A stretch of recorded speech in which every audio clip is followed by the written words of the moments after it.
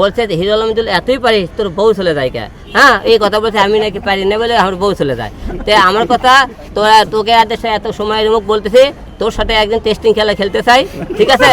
আমি যদি মনে কর তোর সাথে পুলিশের তো শক্তি দিল, আমার সাথে তোকে হ্যাঁ পারি, তাহলে তুই আবার গোলাম হয়ে থাকবি। আর আমি তো না পারি, আমি তোর থাকবো গোলাম হয়ে। তুই রাজি থাকলে সবাইকে বলি, তুই বলছিস আমার শারীরিক সমস্যা আছে, তাহলে তোর সাথে শারীরিক সম্পর্কটা করে এটা জনগণের সামনে পূরণ করে দেবো, আমি পারি কি না পারি।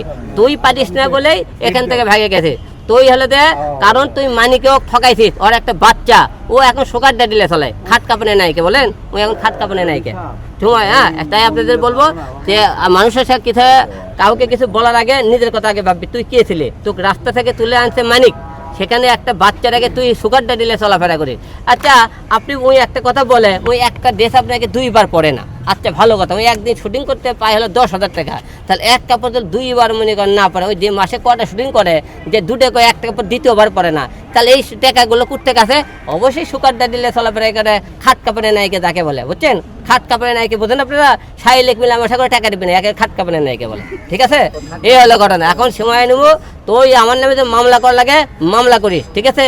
আর তুই যে জজের সামনে যে বলবো না, জজ সাহেব সকলের আগে অনুমতি দেন, তাকে শারীরিক মিলামেশা করা দেন, আমার পুরুষের তলে কথা বলতে, এটা আগে টেস্টিং করার আপনি অনুমতি দেন। আচ্ছা, আমি তার কথা নিয়ে ভিউ কেন কামাবো ভাই? আমাকে আপনি এই যে এতগুলো লোক আইছেন, আমাকে ভিউ না হলে আপনি কেন আইছেন? আমাকে চিনেন না আপনারা? তো ওর নামলে ভিউ, আচ্ছা ওর নামলে আমার ইউটিউব চ্যানেলে কি ফেসবুকে 2-1টা ভিডিও আছে, দেখেন তো কয়টা ভিডিও আছে। আসলে সে সেই ট্রেন্ডিংয়ে নাই, সেই চলে না এখন। ও এখনো 2-4টা খামনি করে সুগার ড্যাডিলে চলাফেরা করে, সেই দিকে ভিডিও, আর কয়টা ভিডিও আপনার দেখছেন? দেখেন তো, আপনার দেখেন তো সে কয়টা কাজ করছে এই জায়গাতে আপনি। আসলে ওই মানুষক বলে হিরো আলম কথা বলতে পারে না, হিরো আলম চলাফেরা করে, অনেক সমস্যা। আচ্ছা আমি পারি না, তো মানিক এত কিছু, মানিক ছুঁয়ে গেলি কে? বাচ্চাটা রাখে, তুই এত ভদ্র মেয়ে, তুই দুধের বাচ্চাটা রেখে অন্য বেটার কাছে কেন গেছিস? আচ্ছা আলম ভাই, নিজের নাকি 30 লক্ষ টাকা দিয়ে গাড়ি কিনছে, ব্যাপারটা জানেন নাকি? আচ্ছা, ওই 30 লক্ষ টাকাতে গাড়ি কিনছে, এই আপনারা এই জানেন তো? ওই গাড়ি কেনা ওই মানিকের কাছ থেকে দেওয়ার পরে থেকে কয়টা মিউজিক ভিডিও, কয়টা নাটক করছে, সেই টাকাতে 30 লাখ টাকাতে গাড়ি কিনলো।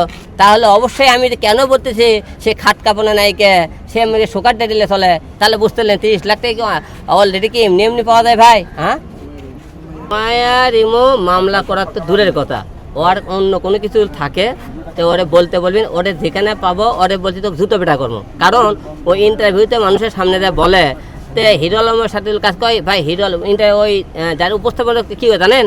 ইয়ে, আপনি তো কি জুতো পরাচ্ছেন? কয় কেন? কয় জুতোটা খুলে দিয়ে বাড়ি দেন আমার। কয় কে? কয় আলমের সাথে অভিনয় করতে জুতোটা আমাকে বাড়ি দেন। আর আবার সেনকে মানে এই কথা বলে। তাই আমার কথা, তো মনে করেন ওই উপস্থাপকে দেয়, তাই বাড়ি দেওয়া লাগবে। আমি তোর জুতোর বাড়ি দেবো, তুই আমার সামনে তুই কোনোদিন করিস, আমি তোকে জুতোর বাড়ি খেলাম।